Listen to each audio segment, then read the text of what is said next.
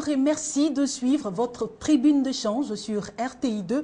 Aujourd'hui, nous avons décidé de mettre face à face parents et enfants pour parler de communication parents-enfants. Et sur notre plateau, nous avons deux invités principaux, notamment monsieur Julien Mambo, qui est formateur national VIH-Sida, éducation pour l'abstinence. Bonjour monsieur. Bonjour Christelle. Et puis monsieur Ncho Brice, qui est assistant social. Bonjour monsieur. Christelle. Et puis ce public composé de parents et enfants, comme je l'ai dit, venus participer à cette émission, je vais vous demander de vous applaudir.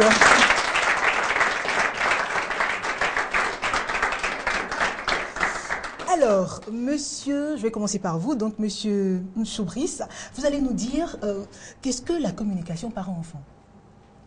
Bon, la communication parent-enfant c'est défini comme une relation entre parents et enfants basée sur la confiance, le respect, la franchise qui permet aux parents d'éduquer, partager son expérience et insérer progressivement son enfant dans le tissu social.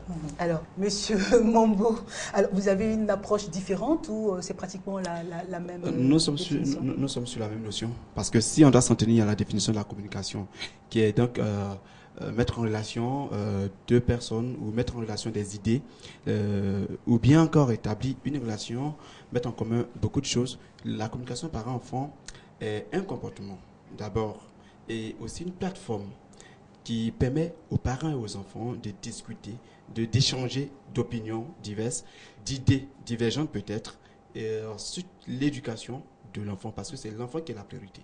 D'accord. Alors, les parents dans le public, vous allez déjà nous dire pourquoi communiquer avec son enfant, quel intérêt. Et puis sur le plateau, donc, nos invités également donneront leurs avis. Alors, pourquoi communiquer? Quel intérêt? C'est intéressant le thème de la communication entre parents et enfants. L'intérêt de la communication entre parents et enfants se situe à trois niveaux. D'abord, pour les parents, cette communication permet aux parents de connaître l'enfant, parce que souvent l'enfant a une image qu'il présente à la maison et il y a une autre image à l'extérieur, donc c'est toujours intéressant d'échanger avec l'enfant et le connaître au mieux. Le deuxième intérêt, c'est aussi au niveau de l'enfant. Ça permet à l'enfant d'avoir une certaine somme d'expérience, de connaître l'expérience que les parents ont déjà vécue.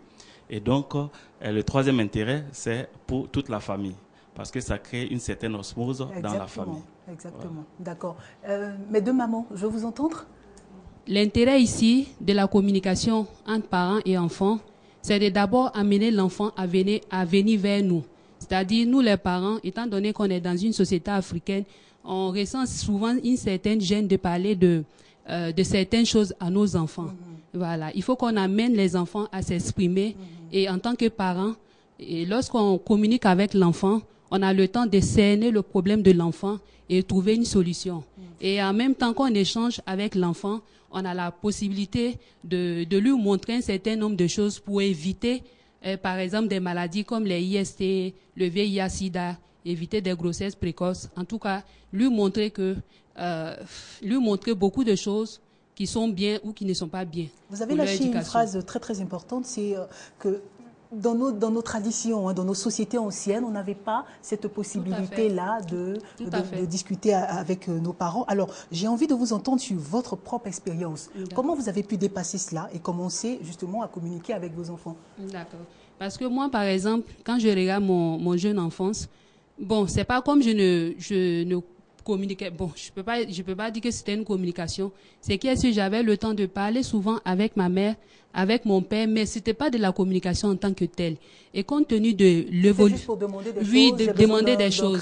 Voilà, on nous montrait pas qu'on pouvait venir vers nos parents pour s'exprimer, c'est-à-dire nos besoins et autres choses. Mais avec l'évolution, je pense que moi, personnellement, je montre à mes enfants, par mon comportement, par mon attitude à la maison, qu'il n'y a pas d'obstacle entre nous, il n'y a pas de barrière. S'il y a un problème, qu'ils viennent vers moi et qu'on en discute. Et vos enfants vous parlent de tout, justement? Je pense bien qu'ils me parlent de tout. Je pense bien qu'ils me parlent de tout. Alors, les jeunes vous allez passer le micro aux jeunes qui vont me dire quel est l'intérêt de parler avec ses parents et surtout, est-ce qu'on doit discuter de tout avec ses parents? La communication avec les parents, je pense que c'est une bonne chose parce que elle permet d'abord à l'enfant d'être en confiance aussi bien à la maison que dans la société. Parce que on communique beaucoup avec les parents, ça nous rassure de certaines choses. Aujourd'hui, notre éducation en Afrique, la dame vient de le dire, fait qu'il y a certaines choses qu'on ne peut pas dire aux parents, voilà, concernant la sexualité et tout ça. Bon, moi, j'ai eu cette chance de nous, on n'a pas trop vécu ça parce que... D'accord, vous n'avez pas de barrière, vous parlez de tout. Voilà, on a parlé pratiquement de tout avec les parents, ils nous ont vraiment inculqué cela. Et aujourd'hui, c'est un peu difficile parce que il y a certains parents qui empêchent, qui ont mis une certaine barrière qui fait que les enfants n'arrivent pas à s'exprimer de façon ouvertement. Et ça, c'est un peu déplorable. Mais je pense qu'aujourd'hui, avec l'évolution des choses, tout ça va changer. D'accord. La communication est vraiment importante parce que ça permet aux enfants de se relâcher et ça permet à l'enfant de dire vraiment des choses à qui il ne sait pas, des choses vraiment qu'il ne peut pas dire à quelqu'un. Par exemple, nous croisons des gens dehors, nous voulons entretenir des relations, nous ne savons pas comment est-ce que nous allons nous engager dans ces relations-là. Et c'est pour cela que nous pensons qu'il est important d'échanger avec nos parents. Mais malheureusement, pour nous, enfants des personnes en uniforme, nos parents sont toujours partis en mission et nos mamans sont à la cuisine. Bon, c'est un peu difficile pour nous d'échanger. Et nous pensons que la communication est importante, mais malheureusement, nous n'avons pas de parents avec qui communiquer réellement. D'accord. Alors, monsieur Ncho, vous allez nous dire, justement, pour ces parents qui ne sont pas tout le temps là, qu'est-ce qu'il faille faire pour les enfants? Bon, je pense que pour ces parents qui ne sont pas tout le temps là, pour ces enfants, le plus souvent, nous, les travailleurs sociaux, nous sommes à leur écoute. C'est vrai, il y a la communication entre le père, les parents et les enfants. Mais la communication ne va pas à l'endroit ne concerne pas les sujets tabous. On peut communiquer, mais il y a des sujets tabous sur lesquels le couple parent-enfant s'abstient de parler. Alors, à ce niveau-là, nous pensons qu'il est important d'établir ce contact-là entre le couple parent-enfant pour que Avant qu'on ne revienne sur les sujets tabous, comment justement les aborder avec ses enfants, ce que j'ai envie de savoir, c'est justement quand le parent n'est pas vraiment présent à la maison, comme il a dit tout à l'heure notre ami, quand le parent est tout le temps en mission, comment ça se passe? Comment doit se comporter l'enfant? Quand le parent n'a pas tout le temps disposé à ses enfants, il doit souvent faire l'effort dans son emploi du temps pour consacrer un petit temps à l'écoute de ses enfants. Parce que le plus souvent, ils ont des sujets très importants dont ils veulent discuter avec les parents, n'est-ce pas? Mais quand le parent est pour longtemps absent, il est bon pour les enfants aussi de s'adresser à une personne substitut, n'est-ce pas, pour pouvoir évacuer ses préoccupations.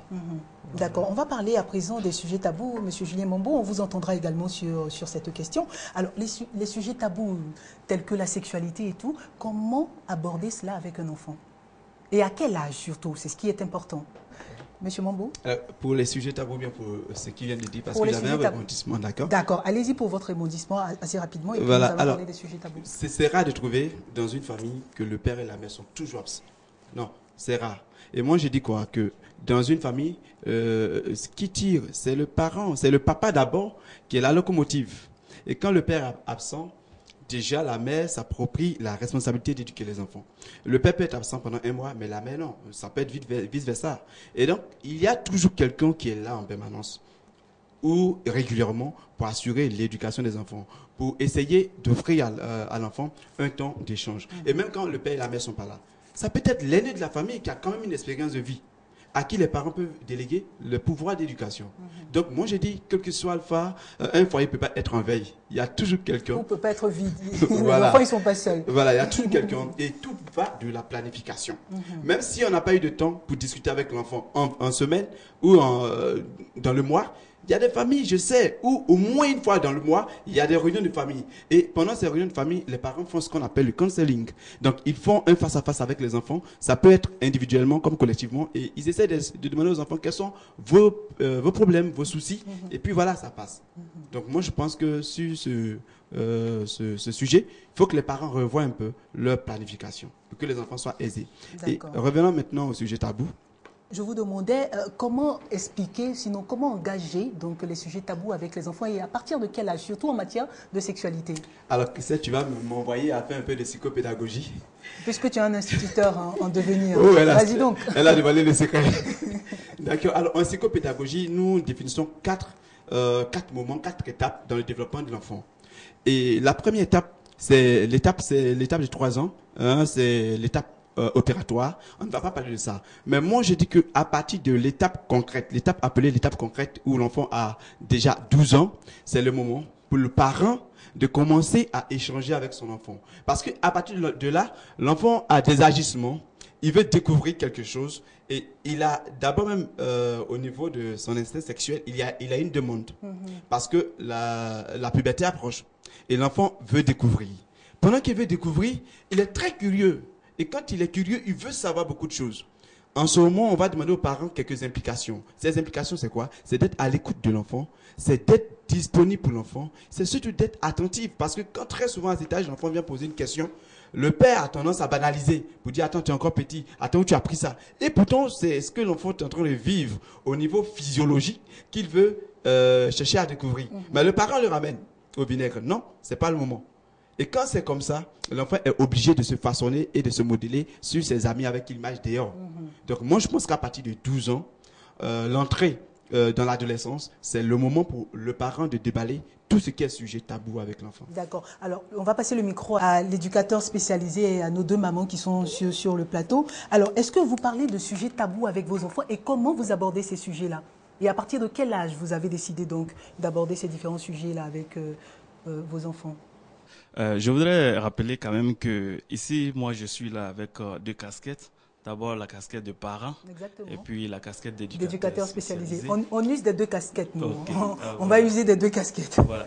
En fait, pour revenir un peu à la première préoccupation, vous avez dit déjà à quel âge peut-on communiquer avec l'enfant. Mais l'enfant, on communique avec l'enfant déjà à partir de 4 mois. Parce que figurez-vous qu'un parent qui sort et qui rentre à la maison et que l'enfant qui fait les premiers gestes est capable d'accueillir son père ou bien sa mère par des gestes, déjà ça fait la communication. Mais quand vous avez pris l'habitude de communiquer avec cet enfant-là, jusqu'à 10 ans, l'enfant il a une possibilité de venir à vous et de vous informer, de vous dire ce qu'il pense. Mais si vous ne l'avez pas fait, que vous attendez jusqu'à 12 ans, ça, c'est par rapport à ce que le jeune frère vient de dire. Non, ça, on parlait de sujets tabous. Hein, de sujets comme la sexualité et tout, c'est pas à 4 mois. Oui, non, mais pas du tout. Mais quand vous communiquez avec votre enfant à partir de 4 mois, ça veut dire qu'à partir de 12 ans, vous pouvez lui parler facilement. Vous pouvez lui parler facilement. Mais je dirais là, en tant qu'éducateur, c'est à partir de 10 ans déjà qu'on parle de ces sujets-là aux enfants. Et comment vous les abordez justement? Est-ce que vous dites, votre fille vient vous voir, « Ah papa, comment on fait un enfant ?» Qu'est-ce que vous lui répondez justement à votre fille? Ah, votre fille qui vient, je voulais dire que je n'ai pas de fille. D'accord, bon je vous donne une fille. Ça pose pas de problème. Mais une fille qui vient à vous, qui vous dit que comment on fait une fille, mais déjà vous lui expliquez, vous lui faites la différence, vous lui faites comprendre la différence qu'elle a d'être une femme par rapport à un homme. Donc déjà, le fait déjà d'être une femme, elle est appelée à pouvoir faire un enfant. Vous comprenez déjà? Et comment faire un enfant, c'est la question. Oui. Je veux vous voir en tant que parent, vous mettre dans la condition, dans les conditions, pardon. Donc la petite vient vous voir. Bonjour papa. Tu sais, à l'école aujourd'hui, on a parlé de temps et temps. Et moi, je veux savoir comment on fait un enfant. Comment maman et toi, vous m'avez conçu, par exemple. Qu'est-ce que vous lui dites?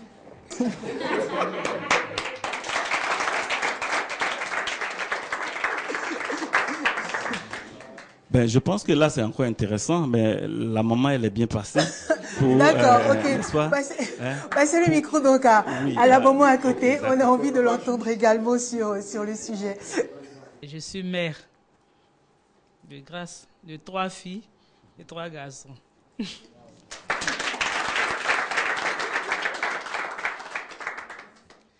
Franchement, la question, je ne peux pas dire elle est un peu trop forte, mais c'est un peu complexe.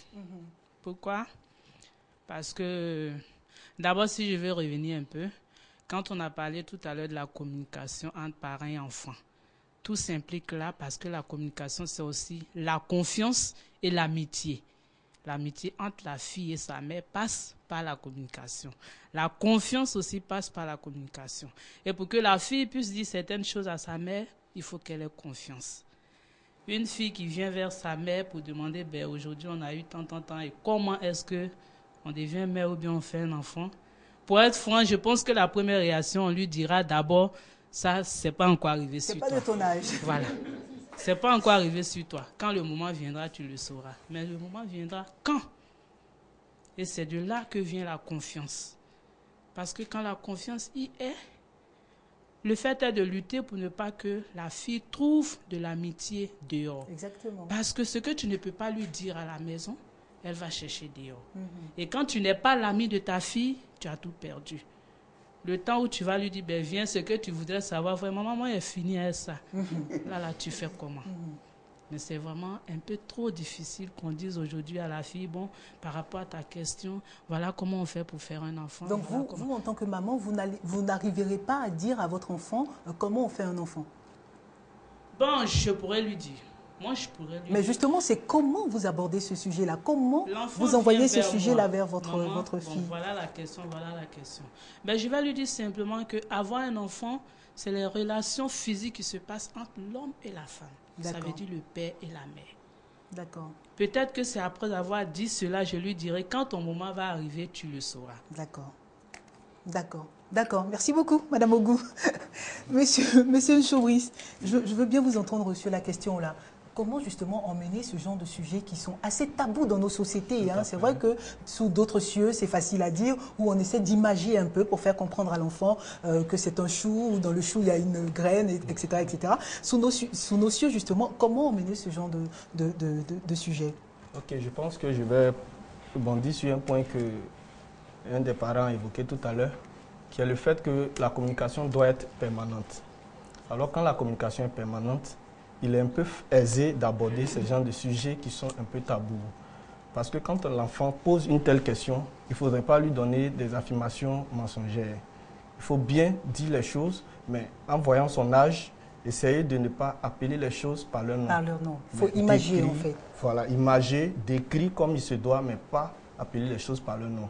Mais toutefois, faire savoir, mentionner que c'est à un certain âge qu'il faut passer à remplir ces conditions-là pour avoir un enfant. D'accord. Les jeunes, vous allez me dire, hein, parce qu'on n'en avait pas fini, est-ce qu'on doit parler de tout avec ses parents? Bon, concernant la communication avec les parents, je crois que c'est déjà fondamental, parce que c'est à partir de là que nous allons prendre une base. Bon, je crois que c'est très important déjà de dire tout à nos parents. Parce que souvent, c'est souvent difficile de pouvoir trouver des solutions concernant un problème, soit au niveau, peut-être que concernant les relations soit tu veux trouver, tu en as trouvé peut-être une personne que tu aimerais avoir une relation avec elle, mais c'est souvent difficile, il y a des problèmes. Donc, avec les parents, soit la mère ou le père qui en a vécu déjà, donc, essaye de lui poser quelques questions à ce niveau, soit pour te mettre un peu sur la voie et en trouver des solutions, et aussi savoir aussi beaucoup de choses concernant aussi la vie et aussi au plan scolaire. Bon, il y a assez de choses que nous devons tout. Le second volet de la question, hein, et j'ai l'impression que vous l'évitez, c'est est-ce qu'on discute de tout? Est-ce que vous dites tout à vos parents? Quand vous allez fumer, par exemple, vous avez bu votre premier verre d'alcool, est-ce que vous allez le dire? C'est ça la question en fait. Est-ce que vous dites tout? Que ce soit bon ou mauvais, est-ce que vous dites tout? Bon, moi personnellement, je crois que je dis pas tout. Parce que souvent, il y a des... Bon, on va trouver, tu vas aller faire quelque chose que peut-être tes parents t'ont interdit de pouvoir le faire. Soit, par exemple, tu es encore élève, ne vas pas chercher femme, un truc comme ça. Bon, tu ne peux pas aller ouvertement dire à maman ou à papa que j'ai fait cela. Parce qu'elle va te crier là-dessus. Ou bien il va te crier là-dessus. Soit tu vas t'interdire de boire, de sortir les soirs, ou bien de sortir à certaines heures. Bon, moi, je ne crois pas que je pourrais tout dire, vu le comportement de ces derniers-là. D'accord. Alors, Christelle, quand vous demandez aux enfants, est-ce qu'ils disent tout à leurs parents? Il faudrait d'abord se demander, est-ce que leurs parents leur permettent de leur dire tout?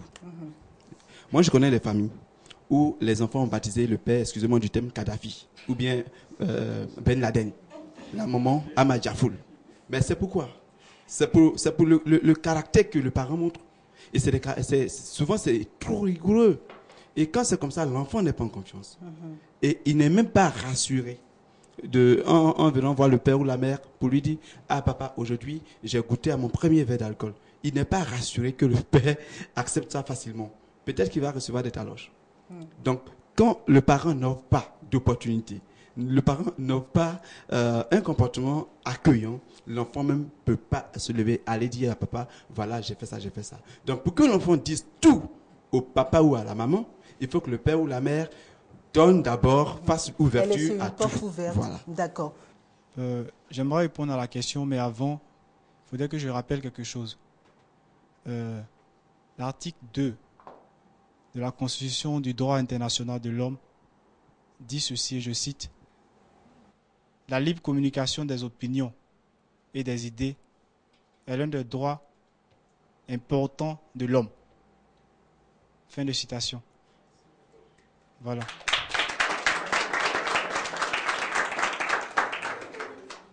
Ceci dit, si cela est un droit, je pense qu'il ne devait pas être privé à qui que ce soit.